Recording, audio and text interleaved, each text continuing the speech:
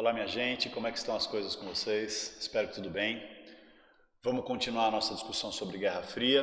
Dessa vez, o nosso foco é conversar a respeito das transformações econômicas que vão redirecionar o cenário mundial nas décadas de 1960, 70 e 80. Portanto, é o conjunto de transformações econômicas que vai levar a Guerra Fria a viver uma definição. Tá bom, gente?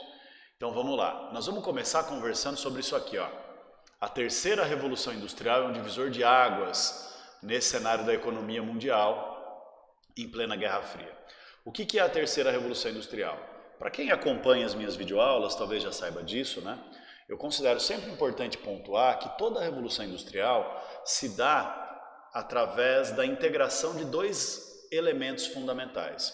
O primeiro elemento é uma transformação tecnológica, que no caso da terceira revolução industrial é a chamada revolução técnico-científica dos anos 60 e 70, que se materializa em 5 principais áreas, ou seja, é o desenvolvimento da informática e dos sistemas computacionais de processamento de dados e de trabalho da informação, é a robótica, que permite a automação do processo industrial, substituindo mão de obra humana por mão de obra mecanizada em várias funções de execução de tarefas simples, repetitivas, que antes eram feitas tipo Charlie Chaplin nos tempos modernos, agora tem robô para fazer isso.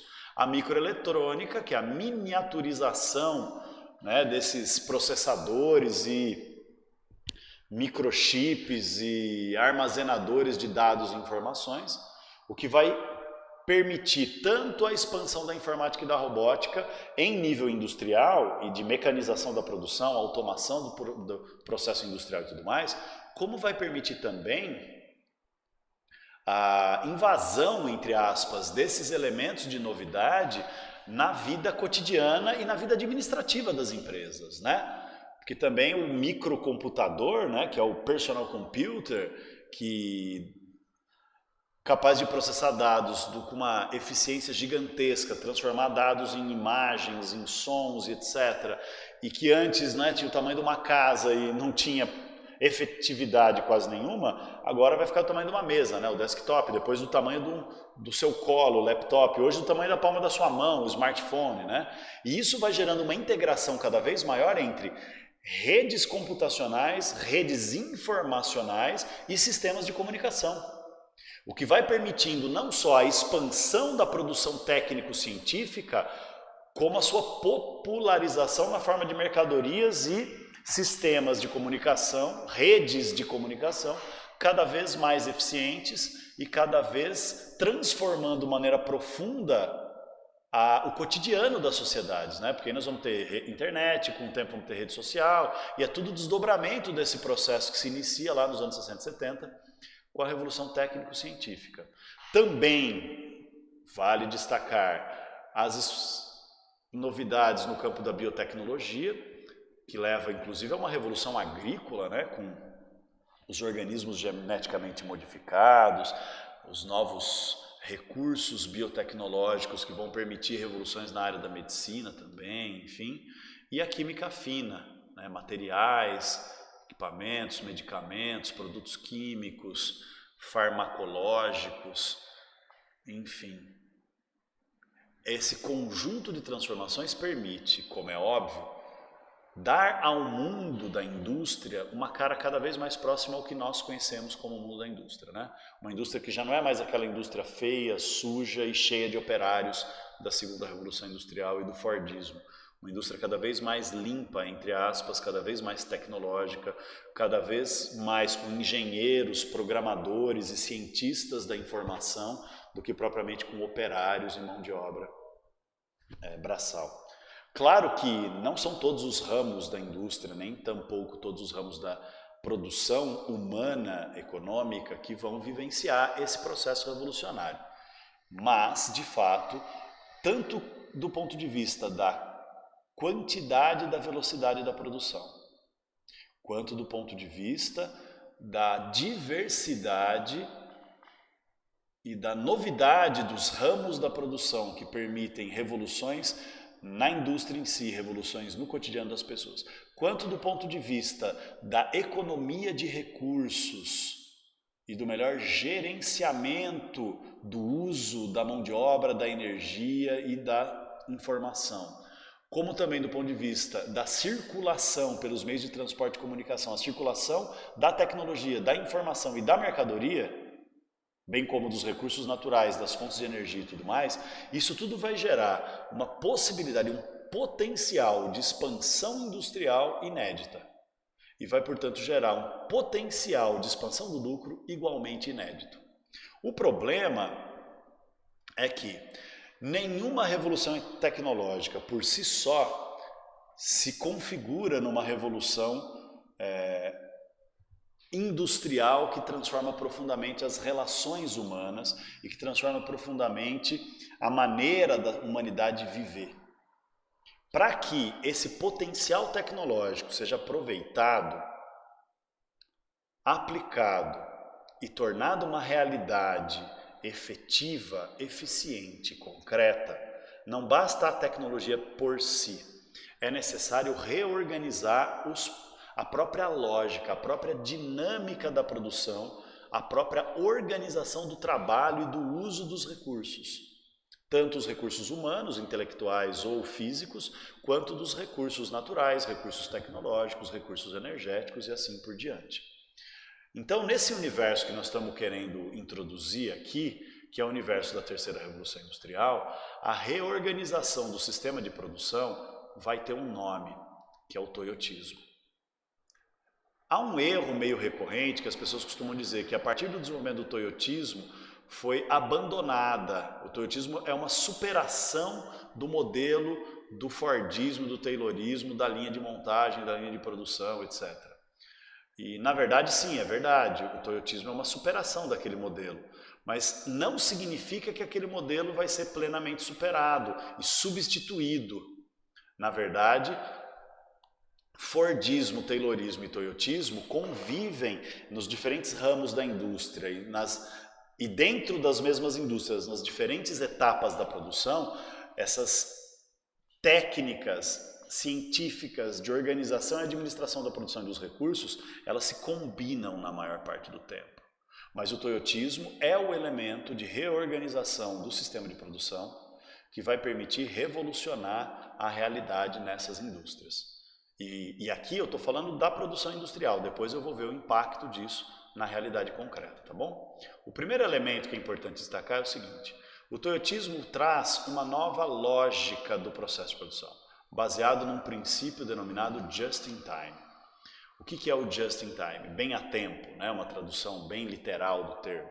Significa que com os meios tecnológicos e a expansão científica da produção industrial por causa da revolução técnico-científica, vai ser possível atender às demandas da indústria e a indústria atender às demandas da economia e a economia atender às demandas da sociedade em tempo real.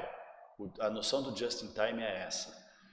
É uma noção de ter uma capacidade de mobilização de recursos, mobilização de comunicações, mobilização de transportes, mobilização da produção, mobilização da distribuição, que faça com que a indústria de massa da segunda revolução industrial, aquela indústria do Charlie Chaplin em tempos modernos, que produz sem parar, incessantemente, uma produção repetitiva e em massa, quer dizer, com os mesmos elementos, o mesmo produto produzido de maneira em série, essa produção não vai mais ser o modelo dominante na produção industrial. Porque vai ser possível produzir de acordo com as demandas do mercado, ou seja, produzir o que o mercado deseja, como o mercado deseja, na velocidade em que o mercado quer consumir. Esse aspecto revolucionário só é possível e imaginável porque a terceira revolução industrial traz em si uma expansão técnico-científica que permite a formação das redes de informação.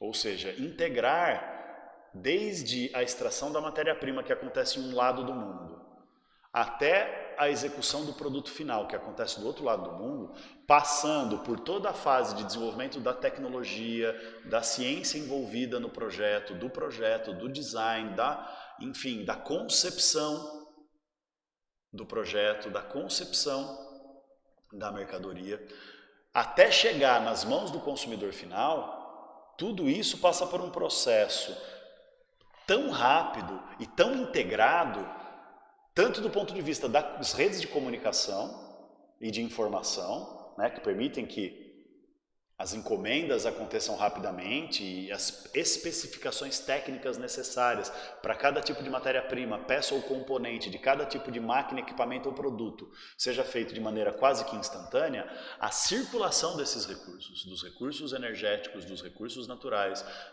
das matérias-primas, das peças, equipamentos e suprimentos e do produto pronto também vai ser possível de acontecer em velocidade tão grande através de uma revolução de logística, né? Logística de comunicação, logística de informação e logística de transporte.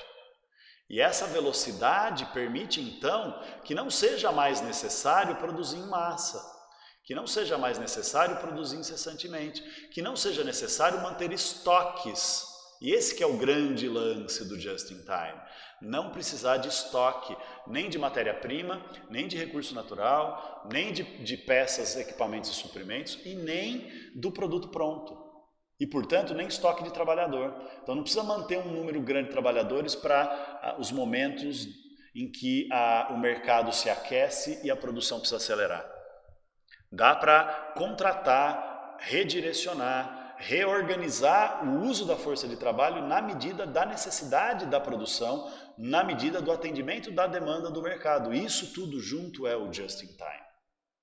Então, além das questões tecnológicas, das redes de informação, redes de transporte, comunicação e distribuição, o Just in Time só se torna possível através de um profundo processo de terceirização da produção. Ou seja, as indústrias não vão mais ser grandes centros de produção de todos os elementos que compõem determinada mercadoria, determinado processo industrial ou determinado tipo de dinâmica industrial.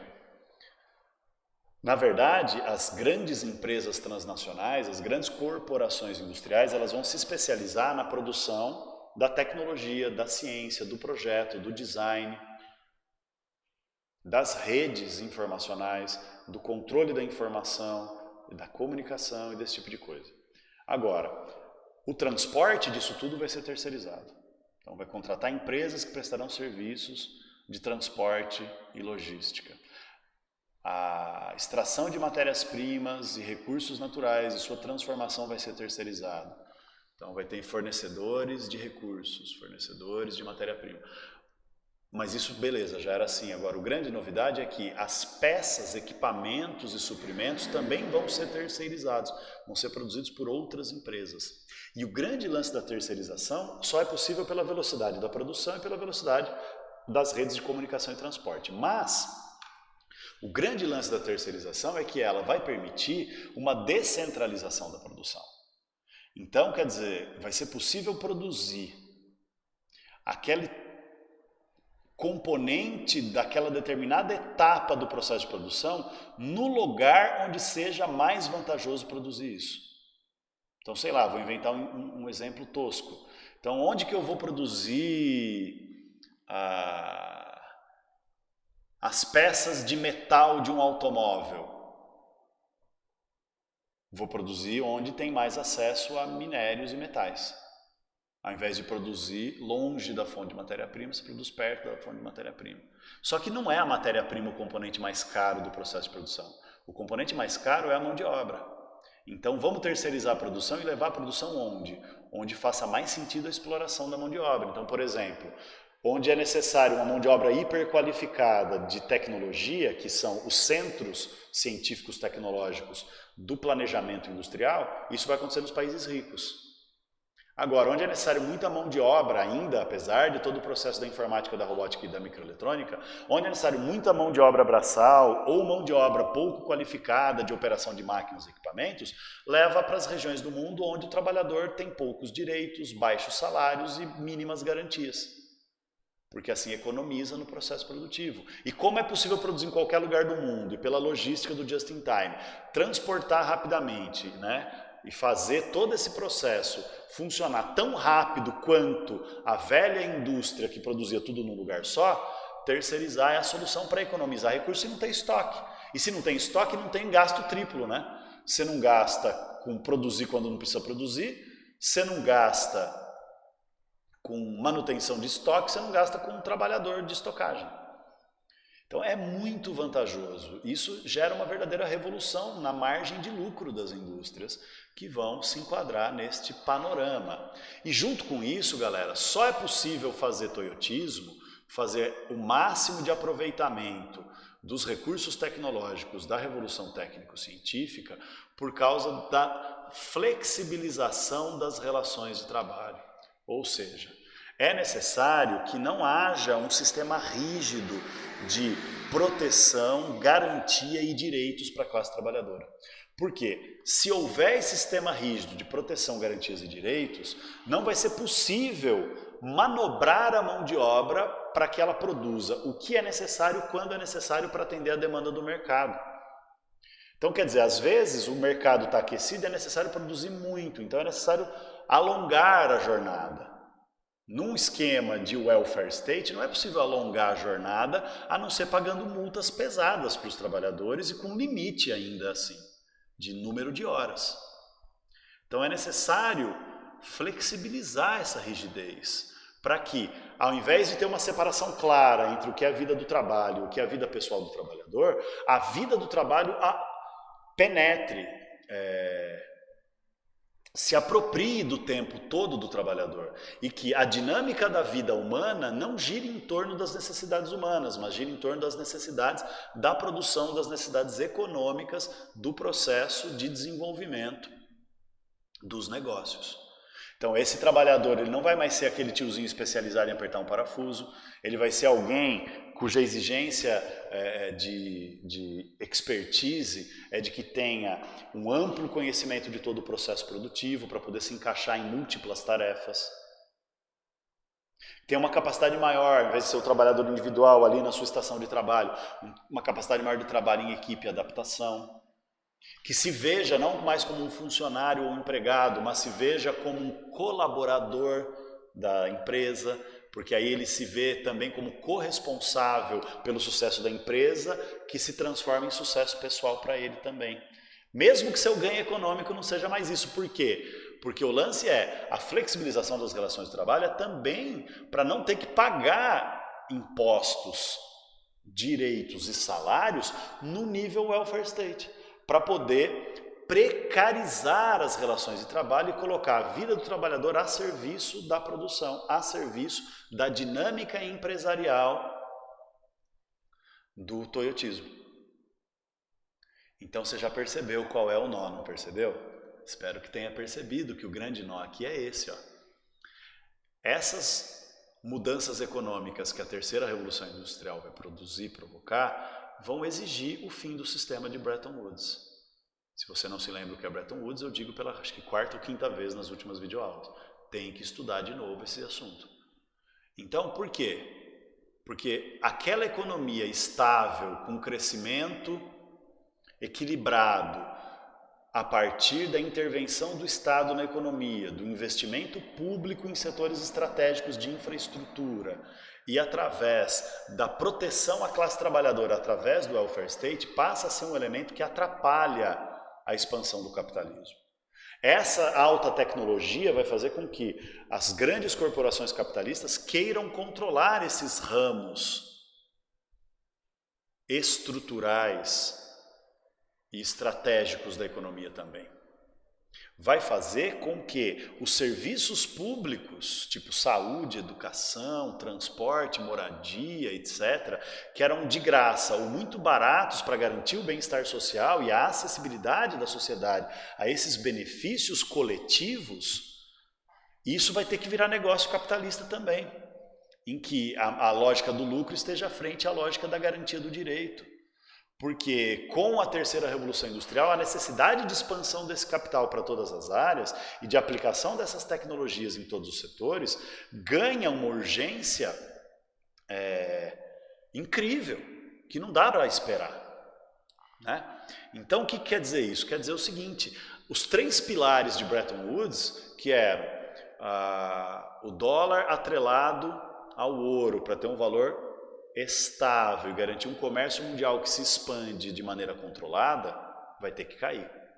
O segundo pilar, que é FMI e Banco Mundial, como fundos de reserva financeira para investir e evitar crise, ou investir em projetos de desenvolvimento nas áreas periféricas, que essa lógica do investimento seja redirecionado para impulsionar esse capitalismo hipertecnológico toyotista da terceira revolução industrial, ou seja, que se tornem ferramentas não da prevenção a crises, mas se tornem ferramentas da expansão do novo modelo, de atrelar, olha, países pobres, o FMI te empresta grana para sua crise desde que você adapte as condições aí para as necessidades do toyotismo, tipo mão de obra barata, tipo leis que não garantam proteção ambiental extrema, tipo garantia de acesso ilimitado a matérias-primas e recursos naturais, tipo não intervenção do Estado na economia e livre circulação do capital, da tecnologia, da informação e da mercadoria pronta. Manja? Então, o FMI e o Banco Mundial se tornam ferramentas para integrar a economia mundial num grande just-in-time, em escala global. É o que a gente chama de globalização ou mundialização do capitalismo. Então a lógica está mudando. Não tem mais FMI e Banco Mundial como garantidor do sistema e evitador de crise. Tem como expansão desse novo modelo de globalização baseada na mundialização deste modelo herdeiro, decorrente da revolução técnico-científica. E mais importante, o welfare state tem que acabar. Porque o welfare state evita a flexibilização e a terceirização. O welfare state evita a privatização dos recursos e evita a transformação dos serviços públicos em mercadorias, em negócios privados. Então, telecomunicações, mineração, etc. Isso tem que ir para a mão da iniciativa privada, para que essa expansão capitalista seja possível. Então, dá uma olhada aqui comigo. Né? O primeiro elemento de desmonte de Bretton Woods vai ser feito pelo presidente Richard Nixon dos Estados Unidos, num cenário de que necessidade de expansão da economia capitalista americana e do comércio estadunidense. Ele vai romper com o padrão ouro do dólar, ou seja, o dólar não vai ter mais um valor fixo baseado no ouro, ele vai ser uma moeda de câmbio flutuante, que o valor vai variar, porque o governo agora é livre para fabricar dólar quanto quiser, como quiser, para atrair investimento estrangeiro, para expandir investimento nacional, enfim, para gerar endividamento da maneira como bem entender. Então acabou esse lance do padrão ouro da economia capitalista em escala global. E isso torna o sistema mais capaz de se expandir pela produção, né, pela liberdade cambial, mas também torna o sistema mais vulnerável a crises, porque é um crescimento menos estável. E aí, gente, bem nesse momento, entre 73 e 79, em 73 e em 79, o mundo vai viver as famosas crises do petróleo, que certamente vocês já ouviram falar em geografia. Essas crises do petróleo acontecem por quê? Porque os países exportadores de petróleo, onde tinham as jazidas, que eram fundamentalmente os países do Oriente Médio, que eram até então explorados pelas grandes corporações internacionais do petróleo, né, a Esso, a Texaco, a Shell, a British Oil, a Standard Oil e outras, esses países não vão mais aceitar esse nível de exploração. Então eles vão criar uma associação internacional chamada OPEP, Organização dos Países Exportadores de Petróleo, e a OPEP vai impor duas mudanças na dinâmica do petróleo. Primeiro, o petróleo não é mais um recurso que as transnacionais podem extrair e explorar livremente. Três mudanças. Segundo, o preço do petróleo subiu, disparou, duplicou, porque eles não aceitaram mais vender pelo preço que as petrolíferas queriam pagar. E boicotaram, pararam de vender petróleo até que o preço chegasse no que eles queriam. Gerando inflação, crescimento descontrolado dos preços, porque o petróleo é matéria-prima e fonte de energia para tudo na indústria contemporânea do século XX. E além disso, eles vão exigir royalties do petróleo, ou seja, que uma parte do lucro final da venda dos derivados do petróleo seja entregue para o país de origem do petróleo como royalty, como direito de participação nos lucros. Então isso gera um enorme impacto na economia global, por quê? Porque encarece sobremaneira o petróleo e, portanto, encarece sobremaneira tudo que depende do petróleo, que é basicamente a economia inteira. Gera um processo inflacionário e recessivo, ou seja, as economias mundiais travam e não conseguem mais crescer. Inclusive o Brasil, para quem já estudou a ditadura militar no Brasil, não é à toa que é a partir de 74 que acaba o milagre econômico brasileiro da ditadura militar. Porque o investimento internacional na expansão econômica e industrial vai travar por causa das crises do petróleo. Trava em 74 e gera uma recessão a partir de 79. Então, a partir de 74 gera uma estagnação da economia e a partir de 79 gera uma recessão, que é um decréscimo da economia. A economia não consegue sair desse ciclo recessivo. Porque o petróleo, né, o que gira em torno do petróleo passa a ser o centro das preocupações. E aí a pergunta é, como sair desse ciclo recessivo e desse ciclo de crise do petróleo? Né? É aí que entra a resposta, que é aplicar aquele modelo que eu tentei analisar no slide anterior. Ou seja, integrar a economia mundial numa rede global de produção e circulação econômica. Então tem que globalizar essa economia aí. Tem que fazer investimentos em escala global, tem que terceirizar a produção, para que a produção que é cara nos países ricos, porque o trabalhador recebe muito, ela seja descentralizada e terceirizada para os países pobres, onde o trabalhador ganha mal. Então é aí que começam a surgir fenômenos como, por exemplo, o Rust Belt nos Estados Unidos, né, que a galerinha da geografia curte muito discutir essas concepções econômicas. O cinturão da ferrugem, que são as regiões dos Estados Unidos, principalmente lá na região do estado de Michigan, que eram grandes centros industriais automobilísticos, principalmente, que por causa dessa necessidade de descentralização, de superação do modelo fordista e aplicação do toyotismo, e, portanto, terceirização, flexibilização e integração da economia mundial pelo sistema do just-in-time, isso faz com que a produção que gera emprego, que é a produção industrial, a montagem dos automóveis, etc., deixe de ser feito lá. Vai ser feito aqui no Brasil, vai ser feito no México, vai ser feito em vários lugares do mundo, mas não mais nos Estados Unidos, porque lá o trabalhador é caro. Lá fica o desenvolvimento do projeto, do design, da tecnologia, da ciência envolvida no processo produtivo, que gera poucos empregos altamente qualificados e muito bem pagos, mas poucos empregos relativamente.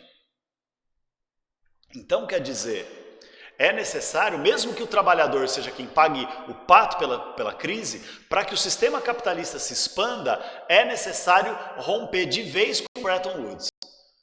O fim do padrão ouro para o dólar é o início de rompimento com Bretton Woods.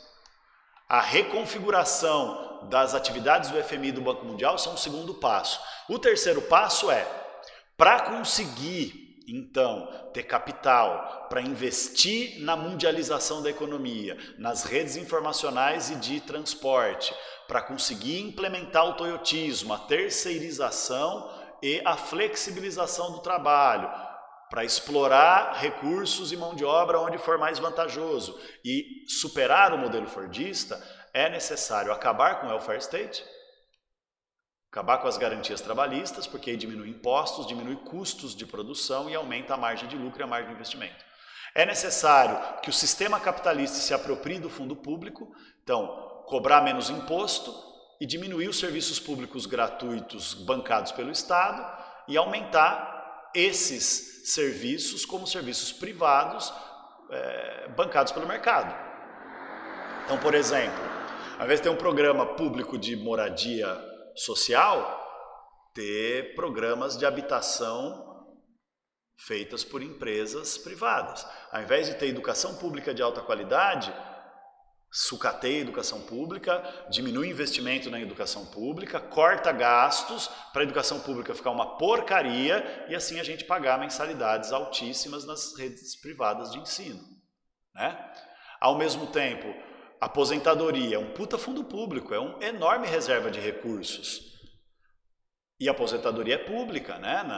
No sistema do welfare state, que é para ser uma garantia para todas e todos que trabalham e que vivem naquela sociedade.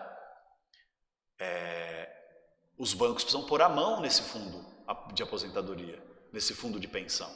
Então tem que fazer o quê? Tem que fazer reforma da Previdência para precarizar a Previdência Pública ou acabar com ela e fazer as pessoas investirem em Previdência Privada nos bancos. Assim, ao invés de ser uma reserva de dinheiro público para investir na sociedade, no bem-estar social, nos serviços públicos e na garantia de direitos, volta a ser um fundo privado que está na mão dos bancos para investir na Bolsa de Valores e no investimento tecnológico da expansão do capitalismo.